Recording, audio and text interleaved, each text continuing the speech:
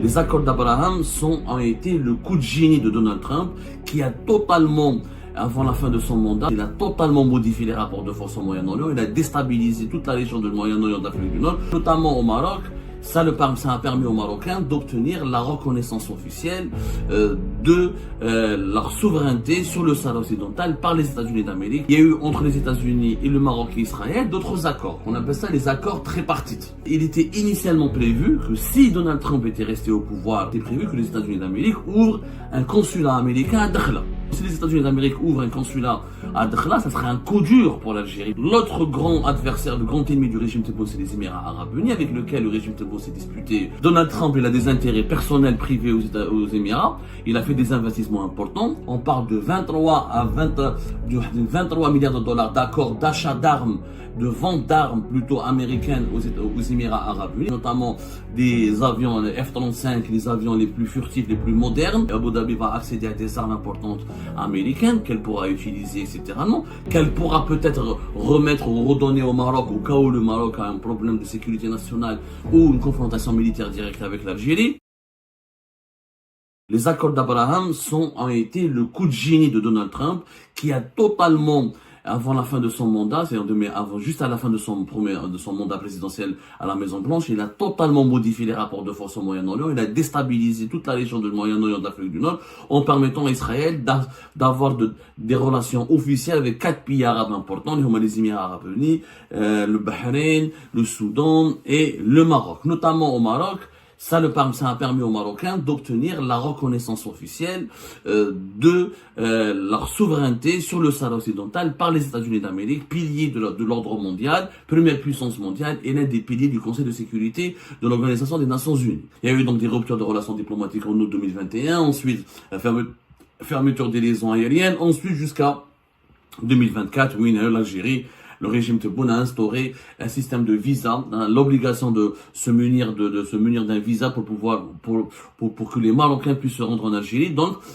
depuis les accords d'Abraham de décembre 2020, les relations entre l'Algérie et le Maroc n'ont pas cessé de se détériorer parce que le régime algérien s'est senti menacé, s'est senti rabaissé, s'est senti blessé par cet adoubement, par tous les avantages et tous les privilèges et tous les soutiens qui ont été accordés par les États-Unis d'Amérique et Israël aux voisins marocains. Maintenant, qu'est-ce Joe Biden, l'accord, le fameux accord, parce qu'il y a eu les accords d'Abraham, donc entre les Émirats Arabes Unis, les États-Unis, l'Israël et le Maroc, mais il y a eu entre les États-Unis et le Maroc et Israël d'autres accords, qu'on appelle ça les accords tripartites, ou la déclaration tripartite. La déclaration tripartite, qui a été faite en décembre 2020, elle a été partiellement gelée par l'administration Biden. Il était initialement prévu que si Donald Trump était resté au pouvoir et s'il n'avait pas perdu son élection en 2021 face à Joe Biden, il était essentiellement prévu que, en 2020-2021, s'il était resté au pouvoir, s'il n'avait pas perdu sa dernière élection, sa dernière compétition face à Joe Biden, il était prévu que les États-Unis d'Amérique ouvrent un consulat américain à Dakhla. Et les États-Unis d'Amérique ne se sont pas contentés de reconnaître la marocanité du Sahara occidental, ils s'étaient même engagés à ouvrir un consulat américain à Dakhla, à apporter une aide importante pour le développement économique du Sahara occidental. On parlait dans cet accord d'un financement d'entre 3 et 4 milliards de dollars et à soutenir les projets marocains avec des partenaires publics et privés marocains, les projets marocains en Afrique de l'Ouest notamment, dans les autres pays africains. Et Israël, donc, en contrepartie, Israël et le Maroc devaient avoir des vols directs, des relations diplomatiques assumées et des projets de coopération. Donc, c'était ça le package. Il y avait donc, il n'y a pas que les accords d'Abraham derrière. Maintenant, le consulat américain, avec les démocrates au pouvoir, il n'y a pas eu de consulat américain à Dakhla. On n'a pas vu de cette aide de 3 à 4 milliards de dollars donnés par les États-Unis d'Amérique pour développer des projets économiques importants au Sahara occidental, pour faire du Sahara occidental une région très développée. Et on n'a pas vu, il y a eu toujours le soutien américain est toujours resté intact. Les démocrates n'ont pas remis en cause leur soutien à la marocanité du Sahara occidental. Mais ils n'ont pas appliqué, les démocrates, tous les engagements qui ont été pris par Donald Trump dans le cadre de la déclaration tripartite. Maintenant, il est attendu que Donald Trump relance cette politique en Afrique du Nord. Et qu'il est possible que Donald Trump, il peut changer d'avis. Il va se dire peut-être qu'il a d'autres priorités. Mais Donald Trump, pour lui, c'est dans son programme, le renforcement du rôle d'Israël dans la région, l'amélioration des relations avec les pays arabes et Israël est un axe majeur, est une priorité. Donc, il pourrait relancer cette déclaration, ses engagements dans cette déclaration tripartite de fin décembre 2020. Et les États-Unis d'Amérique, avec Donald Trump, pourraient ouvrir, si les États-Unis d'Amérique ouvrent un consulat à Dakhla, ça serait un coup dur pour l'Algérie, pour le régime Tebboune. Parce que le régime Tebboune, il en a fait du Sahara occidental une question existentielle. Le problème du régime Tebboune, pourquoi on parle d'humiliation, de recul, de coups difficiles, de défaites? Parce que, contrairement au régime Bouteflika ou au précédent régime algérien, le régime Tebboune, il a fait du Sahara occidental une question existentielle. Du coup, dans toutes les relations internationales, l'Algérie, dans toutes les réunions des organismes internationaux, dans ses relations avec les autres États à travers le monde, elle parle toujours, le régime Tebboune met toujours en malheur, en lumière, sa position dans le dossier du Sahara occidental. Et il fait du dossier du Sahara occidental une priorité parce que je ne sais pas pourquoi le régime Tebboune estime en tout cas que c'est une cause nationale. Donc à partir du moment où Tebboune il a fait du Sahara occidental une cause nationale, alors qu'auparavant elle était un pilier de la diplomatie, elle était un axe majeur de la diplomatie algérienne, mais elle n'était pas une cause nationale. C'est-à-dire qu'elle n'était pas la priorité numéro 1 de l'Algérie dans ses relations avec les États, les puissances mondiales, dans les autres États de la région, dans les autres États de la planète. Tebboune, dans toutes ses relations avec les États de la planète, au lieu on parle des intérêts, il évoque les intérêts de l'Algérie, il met dans le même programme, dans le même agenda des intérêts de l'Algérie, la question du Sahara occidental. Donc l'ouverture. Si Donald Trump ouvre un consulat américain à Dakhla, ça va être une gifle totale pour le régime Tebboune et ça va aggraver l'isolement du régime Tebboune. Pourquoi il y a un risque d'isolement important pour le régime Tebboune? Parce que de l'autre côté, l'autre grand adversaire, le grand ennemi du régime Tebboune, c'est les Émirats Arabes Unis, avec lequel le régime Tebboune s'est disputé de 2021 jusqu'à 2022, jusqu'à 2024. Il y a eu des tentatives de réconciliation, mais ça n'a pas été rendu possible. Les relations sont toujours froides. Et les Émirats Arabes Unis, en 2023, 2022, jusqu'à l'année 2024, il y a eu des campagnes de dénigrement et des graves accusations comme quoi c'est un pays qui menace la sécurité nationale, qui complote avec le Maroc et Israël contre l'Algérie. On a fait des Émirats Arabes Unis un ennemi déclaré de l'Algérie, sauf que les Émirats Arabes Unis seront l'un des alliés majeurs de Donald Trump. Donald Trump, il a des intérêts personnels privés aux Émirats, il a fait des investissements importants et il a même promis à la fin de son mandat, il avait signé un accord d'une vingtaine de milliards de dollars.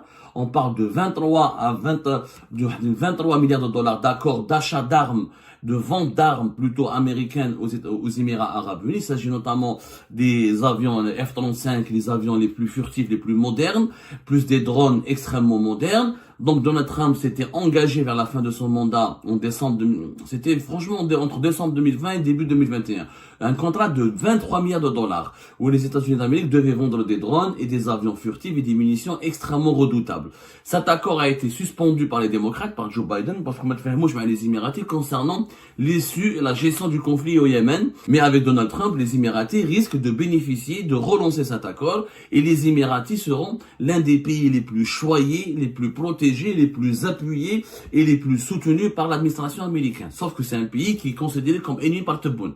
Donc Tebboune ضرب معاهم كاع يعني احنا Tebboune تاعنا notre Tebboune national il s'est pas contenté d'avoir une politique très agressive uniquement contre le Maroc mais contre plusieurs autres pays importants comme les Émirats Arabes Unis, l'Arabie Saoudite avec laquelle nous avons des relations extrêmement superficielles parce qu'on n'a pas pu approfondir nos relations avec les Saoudiens avec Tebboune en dépit de la visite de Tebboune une première fois, d'une visite de Saïd Chengriha une deuxième fois. Les Saoudiens n'ont pas vraiment fait de cadeau pour l'Algérie, ils ont préféré le camp du Maroc et des Émirats au lieu de se rallier à l'Algérie. Et il y a eu des problèmes entre 2021 et 2022 sur la réhabilitation de la Syrie où les Saoudiens ont manqué de respect, ont exclu l'Algérie de toutes les manœuvres, de toutes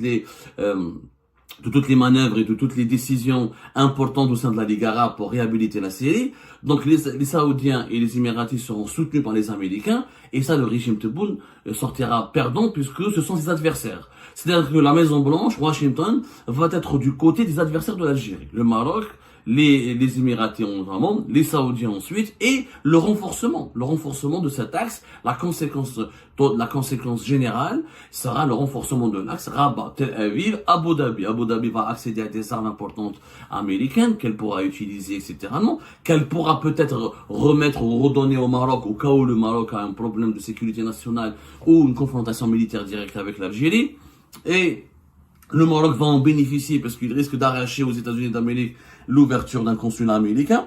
Et si la déclaration de tripartite dont je vous ai parlé est appliquée, les Marocains vont lancer de grands projets au Sahara occidental, ce qui va renforcer l'occupation du Sahara occidental et la marocanisation du Sahara occidental, ce qui sera donc un coup dur pour l'Algérie, qui aura beaucoup de mal à défendre toujours son projet de l'indépendance et de soutenir encore le Polisario. Donc, en plus, le retour de Donald Trump intervient au moment où l'Espagne et la France reconnaissent la souveraineté marocaine sur le territoire du Sahara occidental. Cela signifie que les États-Unis d'Amérique, la France, qui sont deux membres permanents du Conseil de sécurité de l'ONU, plus l'Espagne, qui était l'ancienne puissance colonisatrice ou la administrative du Sahara occidental. Ils risquent donc, tous les trois pays risquent d'unir leurs efforts pour faire pression sur l'ONU afin de régler définitivement ce conflit du Sahara occidental en faveur du Maroc et au détriment du régime Tebboune qui, encore une fois, son erreur n'est pas de n'avoir... L'erreur de tous les régimes algériens ont défendu l'indépendance du Sahara occidental. Sauf que Tebboune en a fait une cause existentielle, une cause nationale. Il l'a élevé au premier rang, il l'a mis sur le même pied d'égalité que les intérêts nationaux.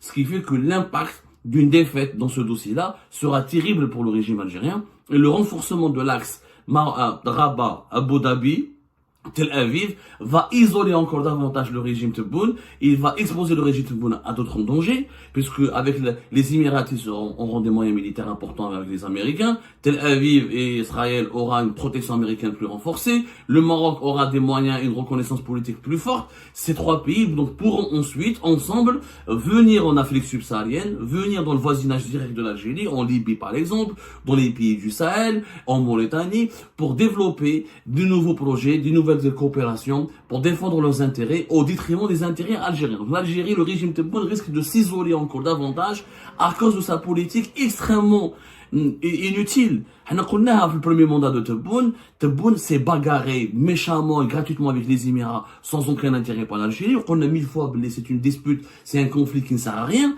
Cette politique anti-marocaine très violente, très brutale. Alors on aurait pu appliquer notre politique, tout en l'Algérie aurait pu garder ses intérêts, garder ses positions historiques, tout en maintenant une politique plus intelligente, un petit peu plus diplomatique. Là, on a fait du Maroc notre ennemi absolu, on a fait des Émirats arabes unis notre ennemi absolu, on a fait de leur alliance avec Israël notre menace absolue. Et ben avec Donald Trump, cette menace va s'aggraver encore davantage parce que Donald Trump, l'administration Trump va soutenir ces trois pays, cet axe Rabat, Tel Aviv et Abu Dhabi. L'isolement, le premier risque, c'est l'isolement, c'est les défaites et les reculs et certaines défaites diplomatiques sur le dossier du Sahara occidental.